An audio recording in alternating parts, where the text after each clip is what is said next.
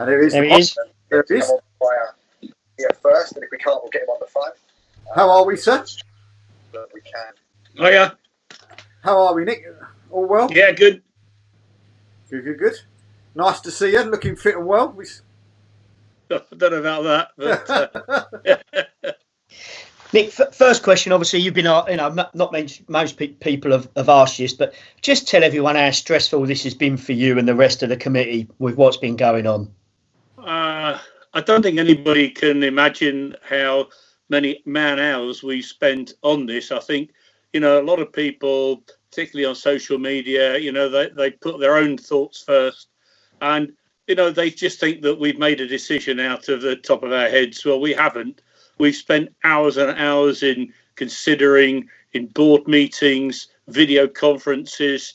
Obviously, I've been involved with the board. I then get involved with the Alliance Committee. And, we had a council meeting with 112 people on a video conference. We're doing things that we've never done before. And somebody said a few weeks ago, when we come through all this, life is not going to be the same again. And it certainly isn't. We're all learning that we can do things that we didn't think we could before. And, it is going to change our lives. With obviously a decision that happened, we're not going to go in who's done that, because I don't think, as you said, I think a lot of people at the beginning blamed the league who were disappointed, but there was no fair solution, was there, for anyone really, and that includes yourselves. Well, that's right. Look, ever since I've been chairman, I've gone by one sort of maxim: we will never please all the people all the time. So what you have to do is to think, what is the best for 82 clubs? Because that's what we have. We have 82 clubs. What is the best for 82 clubs within the whole game? We're part of the National League system. So, with 228 clubs across there, we've got to think what is best for all those clubs as well. So when we're voting initially as a board, we're voting for 82 clubs. But then we're voting for 226 clubs. And, somebody cleverer than me worked out there's over 1,700 clubs involved from step 1 to step 7. And there's no way we can possibly please all those people. But you just have to try and get a feeling. We've all been involved in football a very long time. And you just have to use that experience to say what is best. And, a lady sent an email to me this morning. Her boyfriend's involved in a club that's been denied promotion, and she's very upset and all that. What can you do? I've sent an email to her tonight saying, look, I'm really sorry. And I genuinely mean that, because we haven't done this and said, oh, well, we don't care about those clubs. Of course we do. We care very much about them. I've spoken to virtually all the chairmen involved. They've contacted me. Most of them, I think, we're actually, without exception, all respect that we try to make the best decision. Unfortunately, it does mean that they are affected. And all we can hope is that there will be, nobody's mentioned the Bury situation, but, hopefully there will be at least one club adjusting throughout the steps. And so at least one club should be promoted. And, I sad as it may be, I think there will be at least one other club that will not survive. And, it's very sad. But, if you read the non-league paper, you see so many clubs are saying, we've only got enough money till July, August, September. And none of us know how long this is going to go on. No, just for the people on the outside, Nick, that obviously are on social media that do have their say and don't know the full situation. Without a massive long story, can you just sort of try and tell them the process as a league that you had to do with the FA for this decision to be made? Sure. You know that I'm the FA rep from the Isthmian League, so I sit on the Alliance Committee, and through the Alliance, we had to decide, and it was the club reps meeting on our own, through video conferencing that said, right, let's go back to our boards and let's make a decision through our boards. So 2 or 3 weeks ago on a Friday, I think it was the 27th. No, it was the week before that. So it would have been the 20th of March, Friday the 20th. We had a meeting by video conference and said, right, the three leagues, and the National League, in fairness, from the beginning, had stepped aside and said, we're not going to make a decision. We felt we had a lot of response from our club saying we need a decision. So from the Alliance Committee, we had a board meeting on the Saturday morning. We had a video conference, the Isthmian board, and we decided on a vote that we would support what's become called the null and void decision. But actually, I mean, one of the things I want to try and get over tonight is that our league rule is very clear. The league rule says if a club doesn't complete its fixtures, its record will be expunged. So none of the clubs, for reasons beyond their control, could complete the season. So if we apply our league rule correctly, we expunge all their records. So for me, we've acted completely correctly. And so our board made that decision. I went back on the Monday and we had a video conference with the Alliance Committee.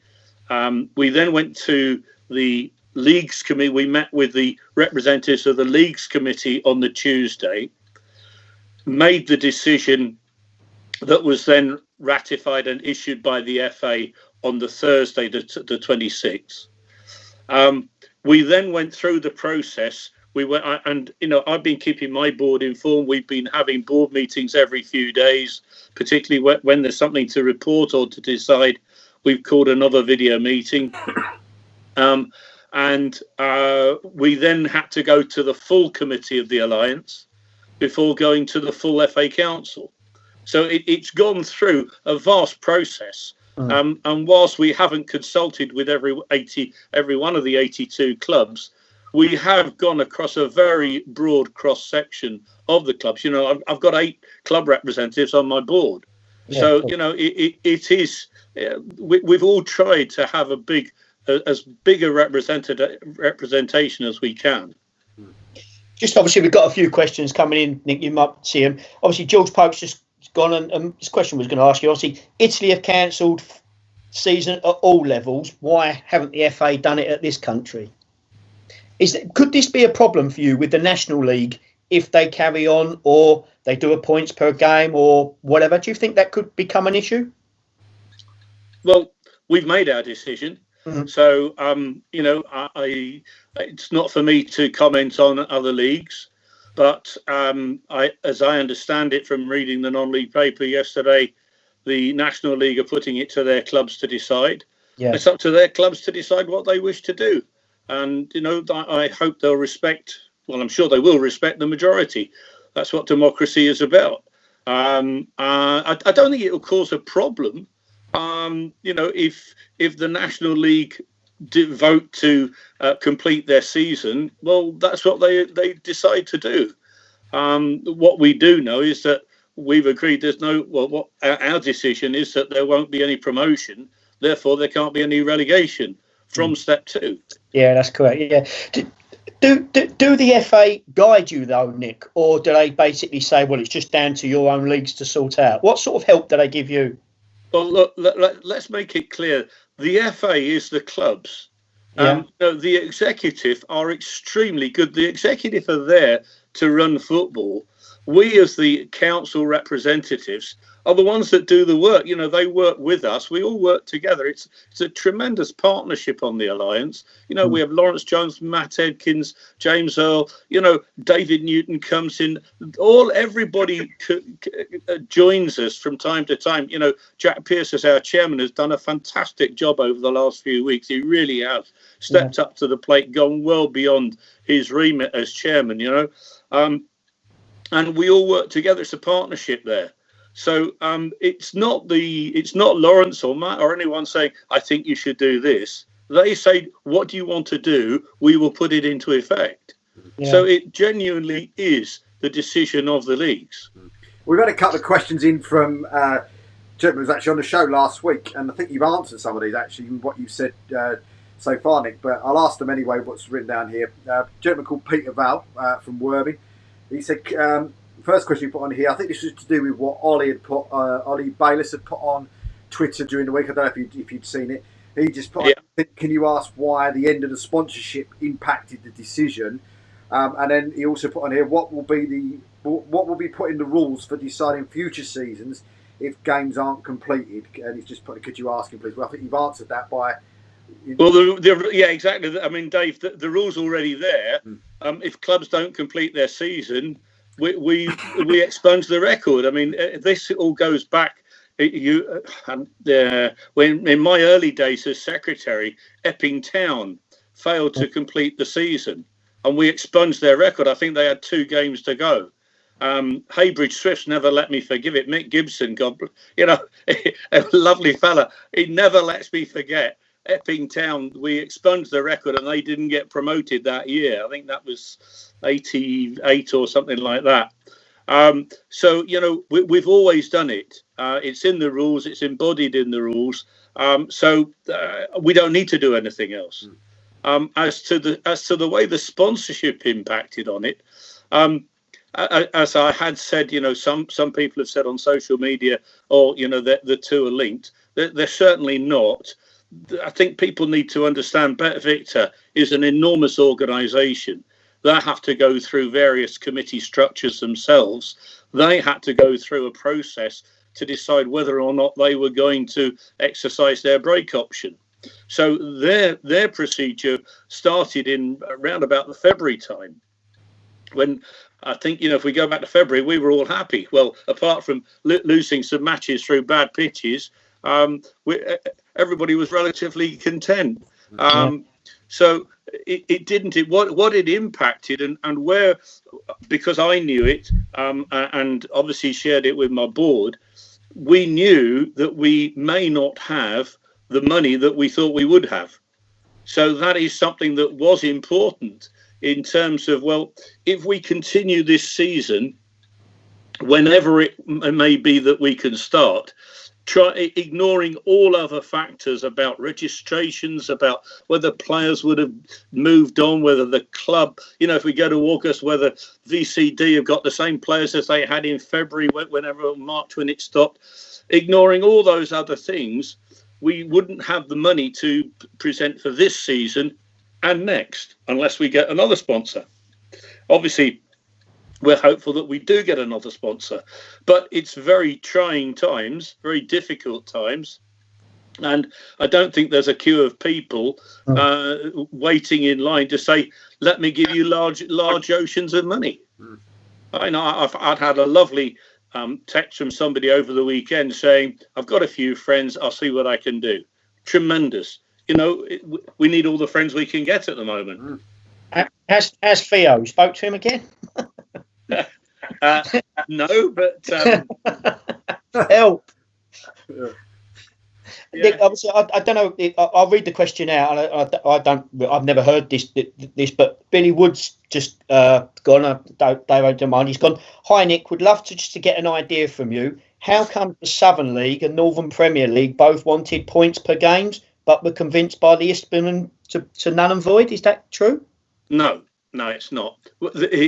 It's when we all went back on that Monday, having gone through our boards, I reported back. My mandate was null and void. Well, what's been called null and void, expunge. I reported that back. The Southern League reported back that they were all in favour of a points per match basis. The Northern Premier League said, yeah, our board is points per match, but they're not. We're not 100%. We're in two minds, and we can be persuaded. So, if you like, it was one for, one against, and one in the middle, a bit neutral. We then discussed with other people, and Mark Frost, who represents the Leagues Committee, he acts as an observer on ours. He indicated that steps 5 to 7 were likely to go on a null and void basis. So they went back to their boards and came back the next day and said, no, we're all agreed, having heard what is being said, we think null and void is the right way to go. Okay. I'm just going to have to adjust my phone because it's just gone onto low battery. So I'm just going to adjust it and put a charge on. Hold on.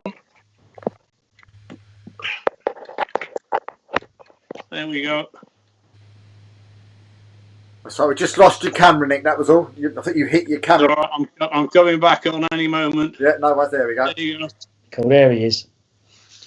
That's fair. Also, Nick, just a question that I've tried to ask, and you may, well, you can maybe be our voice. Obviously, you know, clubs at all our levels at the moment, obviously struggling financially for what's gone on and the revenues that a lot of us are lost through the summer with obviously cup finals and renting your bars out, etc., etc. I know obviously the National League and that have been giving their money early up front from their sponsorship. Do you know, or have you heard of anything from the FA that they're going to try and help clubs like us financially out with some sort of package somewhere? I think it highly unlikely.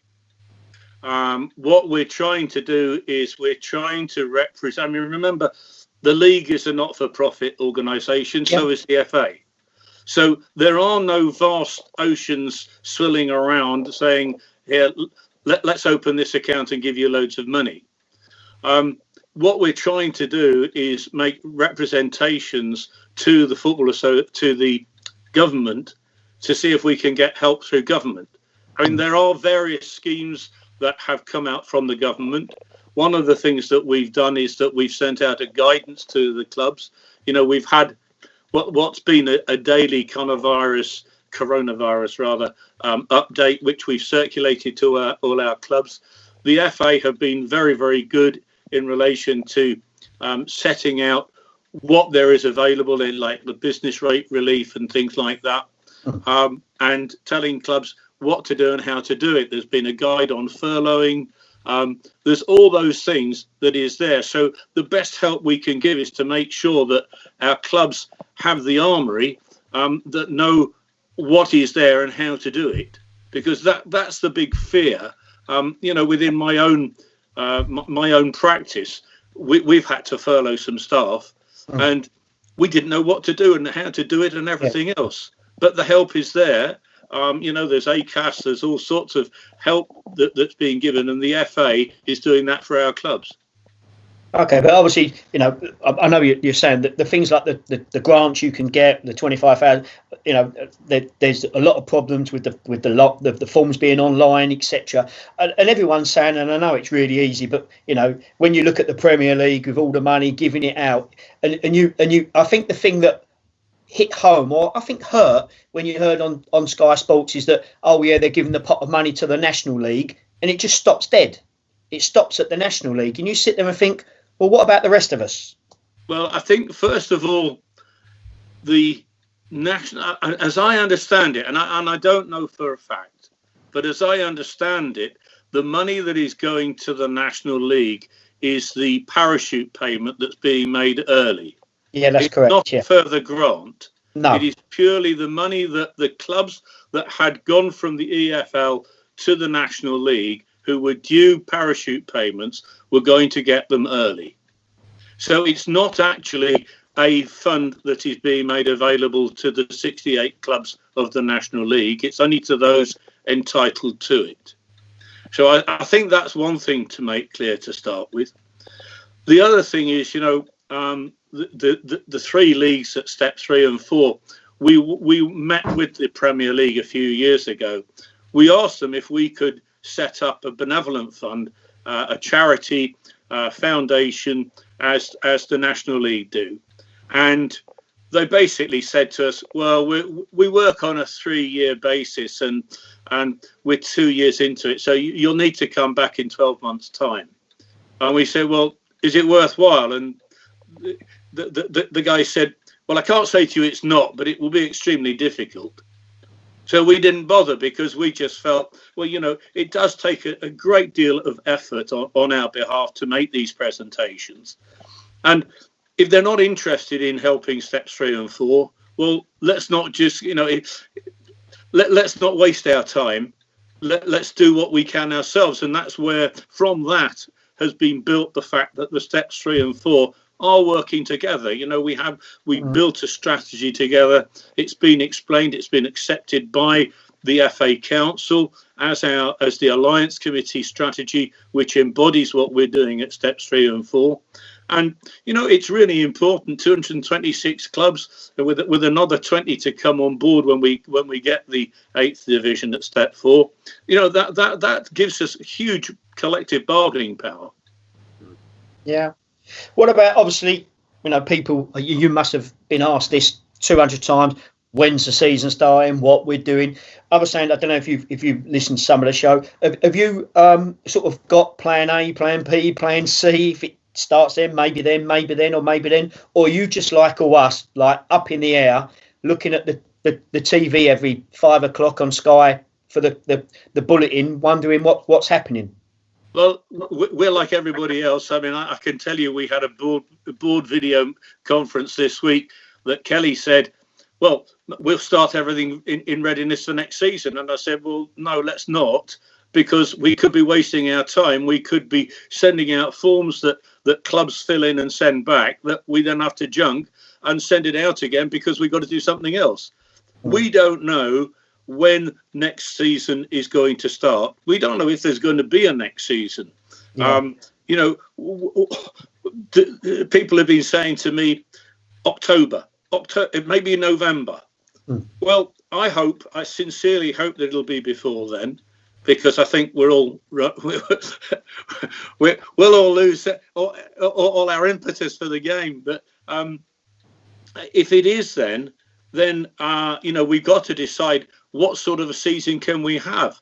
Can we get a 38 match program into the weeks that are available? Do we go to the end of May, for instance? Do we try and change the contracts for next year so that they go, instead of the first week in May, they go to the last week in May?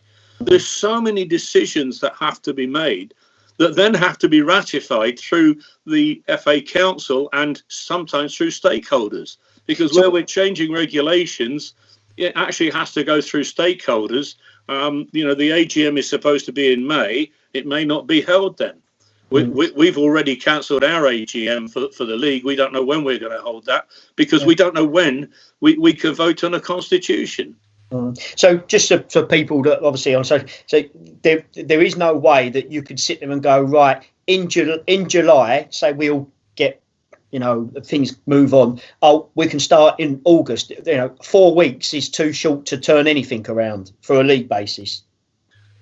I think, you know, a lot of it is that we will need to come to people like you, Keith, and, you know, your managers and that, and speak to you guys and say, how long realistically do you need for a pre-season? Obviously, we'll get 82 different answers, but hopefully we'll get a consensus for people that will say, yeah, we, you know, for health and safety, to get our players fit, that sort of thing, we need 4 weeks, 6 weeks, whatever. And we've got to listen to that. It's no good us turning around and saying, right, we're going to start in 2 weeks' time, because that would just give pandemonium. So we need to, once the government restrictions start being lifted, we need to then look round and say, right, what can we do? A lot of it's going to depend on the Premier League, the EFL, National League, what they're doing. You know, if the professional game stays as it is, hopefully we can move on without them, and we can prepare ourselves for whatever we believe we can do for next year. I'd love to say that we'll have a full season, but I can't guarantee it. And it would be foolish of me to sit here now and say that we will. We will do the best we can. We do understand that clubs are crying out. You know, I had one club I was talking to last week. I said I hadn't realised some of the things that, you know, I'm naive about, having not run a club for some years. You know, you have to buy your beer in advance, and it's there in the pipes going to waste. 100%. This club said to me, well, one particular, their brewery has actually already reimbursed them for the beer they bought on their last order, and said, right, throw it away. You know, it's of no use.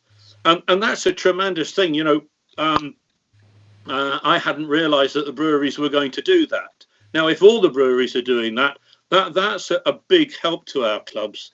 But interestingly, no clubs have come out and said that. But I just think that sometimes the big companies, they need a shout out to say, well done, thank you very much for that. So I'm very pleased to make that point. And it is all those things that we need to bear in mind getting ready for whatever we can do. What advice would you give people on social media, Nick, that are sitting there going, oh, when are the registration forms coming out? When are we doing this? Obviously, because they don't look at the bigger picture. There are a lot of them. We have fought your corner in the last few weeks where people have on social media have just thought about more, not the important things. What would you say to people like that? That what job that you do? I think people sit there and think we've got a committee of 40 people that are all fully employed by the league. They sit there. Just sort of tell them how it's made up and what you do. Okay.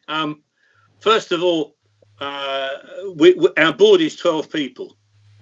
So we have 9 club representatives. There's Kelly, myself, and we have our BAMI representative, who's Gifton Noel Williams. So there's 12 of us that make up the board.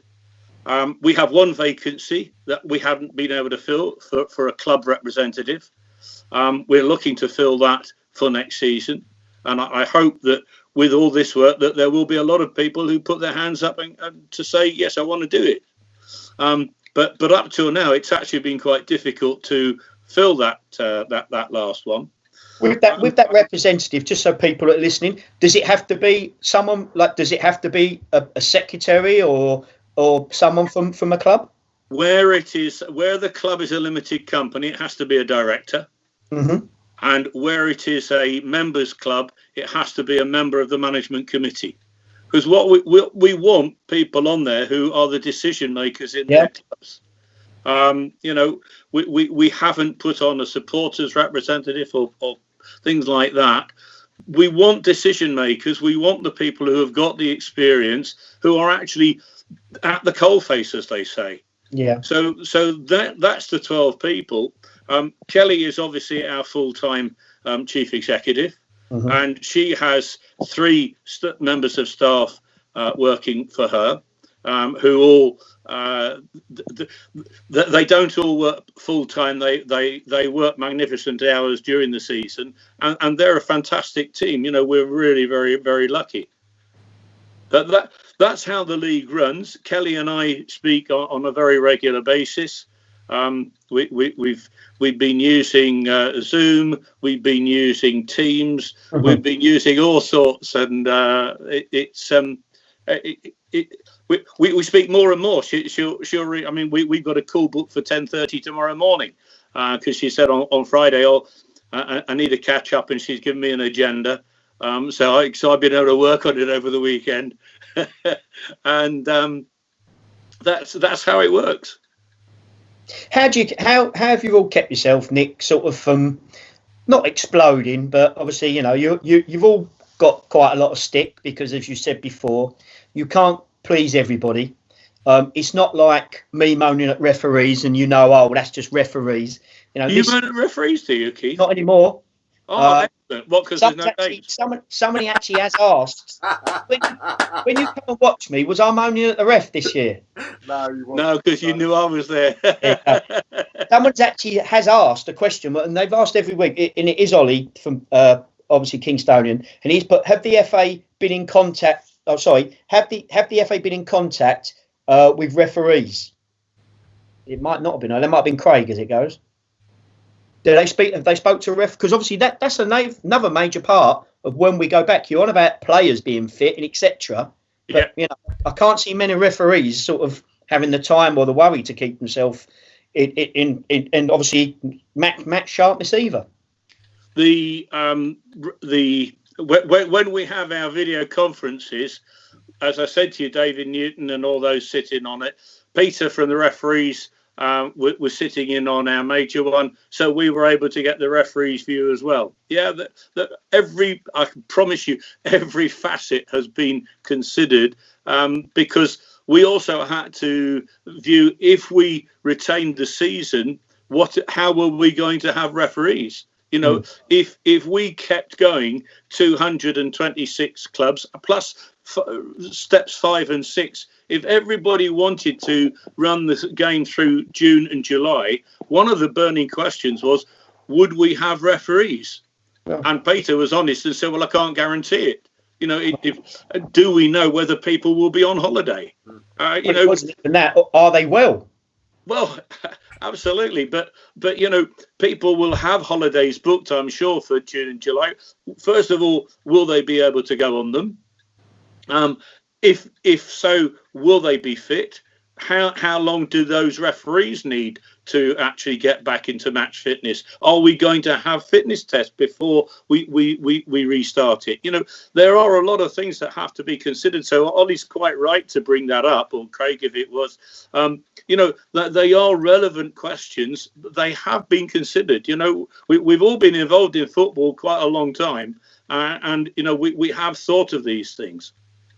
Do you think, Nick, obviously going forward, that, you know, this is going to have an impact? It's going to change everybody's life, what's happening, and it has been happening. But do you think now, and people have asked, that it will make FAs and leagues and that maybe put something else in the rules, just in, you know, heaven forbid it will never happen in our lifetime, but in case something else does happen? You know, you don't want to open up a points per game thing just for something silly, but, you know, something major. Do you think a disaster will come into it? Well, you know, I said before, we've already got the rule. So what we would have to do is to say, do we want to change that rule? Yeah. From everybody's responses, and you know, and I've got to tell you, ignore social media, but my inbox, my emails in from my chairman are all supportive, apart from I think 2 who have contacted me, who were the 2 of the affected clubs. But both of those said, look, we know you had to make a decision. Yeah. Nobody's actually come at me. Nobody's emailed. Nobody's picked the phone up attacking. They all understand. They're all very sad, and we're all very sad. And you know, if you could wave a magic wand and come up with an answer that would get people promoted who deserve to be, without relegating people who didn't deserve to be, well, what a wonderful place we'd have. Yeah, I think that's what people forget.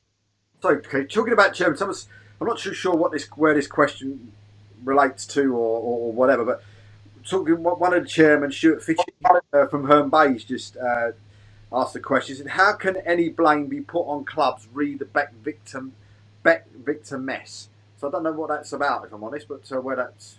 I think what he's trying to say, Dave, I think they said about clubs with the betting rule, and they wasn't getting things. I think that's what he means, Nick, doesn't he?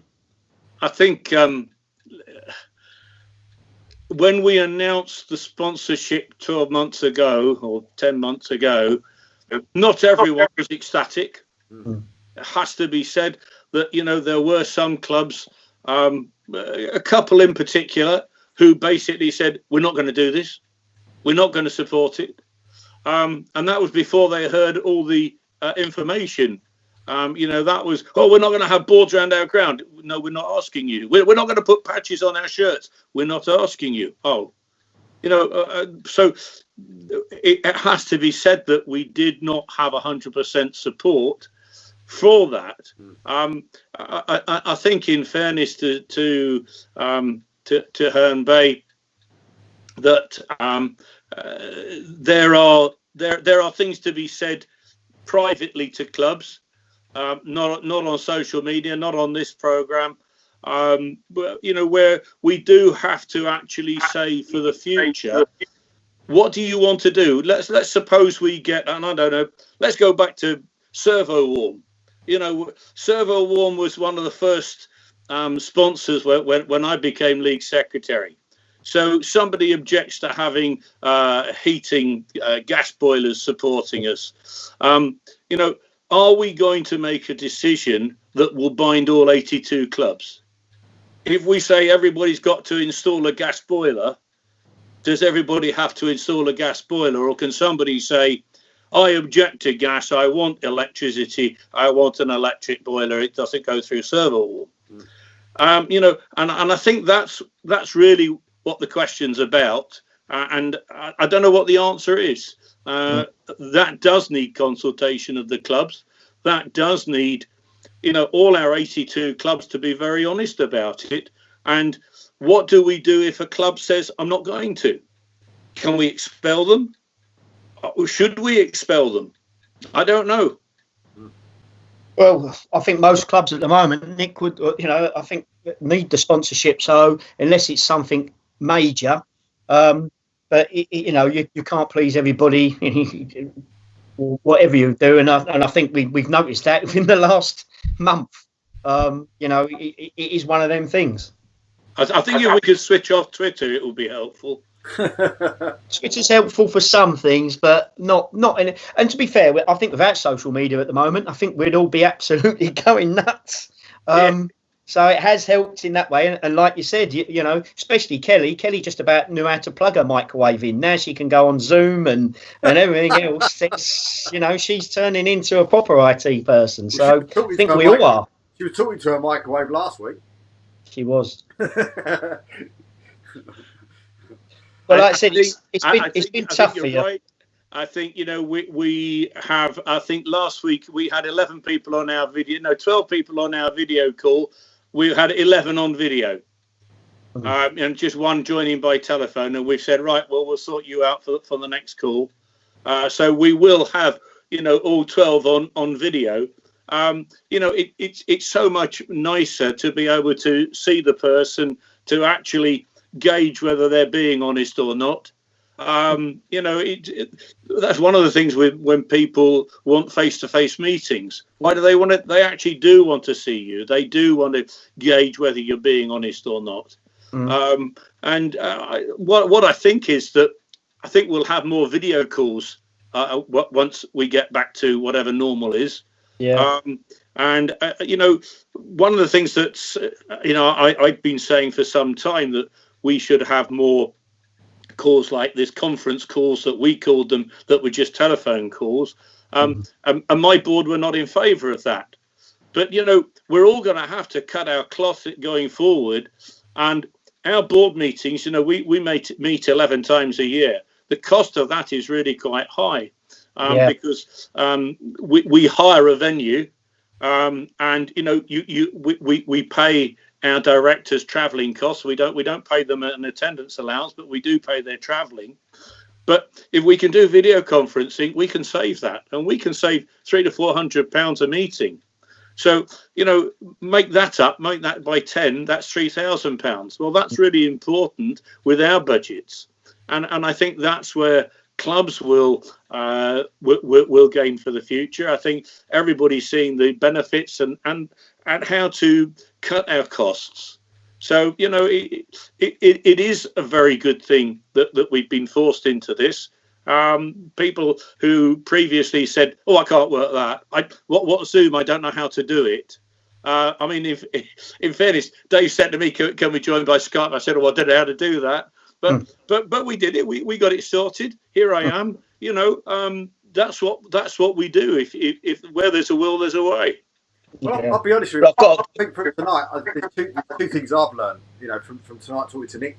One was that the rule was already there about being, you know, null and void as such, and expunging the games and that, which I think should listen to me, Dave. And also as well, I've got to get myself a directorship somewhere on the line so I can get on the board. So there you go. There you go, Dave. You're very welcome. And I'd love to do it as well. I really would. I must admit. I've always said to Keith, it's one job I'd love to do. But so I'll have to try and find out somewhere. It's an hard job, and we've said, and you know, I know leagues and yourself and that, Nick, get a lot of grief, but at the moment, you know, I sympathise and I think most of us would thank you for the work that you've had to do, all of you, Kelly, and the other 10 on your board, because people forget, and we've mentioned this many a time, is that you've got lives, you've got family, you've got businesses you need to run, that you've got people you need to care for, as well as keeping yourself safe. That's got to come more important than us kicking a football around. And I know it's, you know, it's making sure that when we do start the season, that all yous as well as us are still there as well. And I think people forget that. Keith, that's really good of you to say, and thank you. I think for everybody concerned, it's about balance. It's for you, it's balance. For Dave, I mean, Dave's in employment. It's a matter of balance, balancing his work and football commitments. The same for me and for you. You've got your business. It's very difficult to do, but we manage it, and let's hope that we can continue managing it. Yeah, absolutely. Nick, we really do thank you for giving up your time tonight. Really appreciate you coming on, and hopefully we'll get to speak to you again very soon. Thank you very much, Dave. No, thank you. Stay safe, Nick. Okay, cheers all. Bye-bye. Cheers.